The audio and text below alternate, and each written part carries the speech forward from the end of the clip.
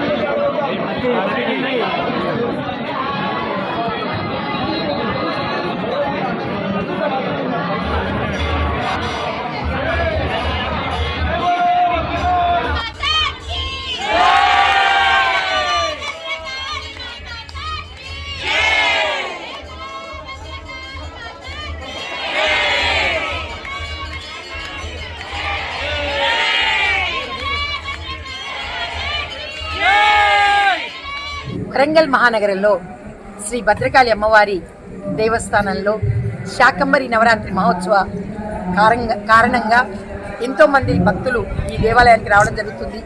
అదేవిధంగా లక్ష్మీ వెంకటేశ్వర సేవా సమితి, లక్ష్మీ శ్రీనివాస సేవా సమితి, మరి 2 ట్రస్టుల వాళ్ళు కూడా వాళ్ళ ట్రస్టుల నుండి భక్తుల ద్వారా ప్రత్యేకించి కూరగాయలు తీసుకొని అమ్మవారికి చేయడానికి వస్తున్నారు.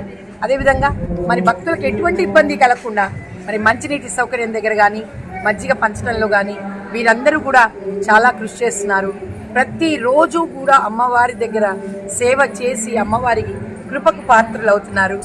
కనుక ప్రతి ఒక్కరిని కూడా భక్తుల్ని కోరుకునేది ఏంటంటే, ఈరోజు అమ్మవారి సహస్ర కలశాలతో అభిషేకం జరగబోతోంది. మరి 10వ తారీఖున శాకంబరి ఉత్సవంలో అమ్మవారు అద్భుతంగా వివిధ రకాల కూరగాయలతో దాదాపు లారీలో వస్తాయి. మరి విడిగా భక్తులు తెస్తున్నారు. మరి మండువ శేషగిరిరావు గారిని దాత కూడా ఈ కూరగాయలు తెస్తున్నారు, వారి కుటుంబ సభ్యులు. మరి ఇలా ఎంతోమంది భక్తులు ఈ యొక్క కార్యక్రమంలో పాల్గొంటున్నారు. కనుక ప్రతి ఒక్కరిని కూడా మేము కోరుకునేది, అమ్మవారిని ఒక్కసారి వచ్చి కన్నులారా దర్శించుకొని అమ్మ కృపకు పాత్రలు కావాల్సిందిగా కోరుతున్నాం.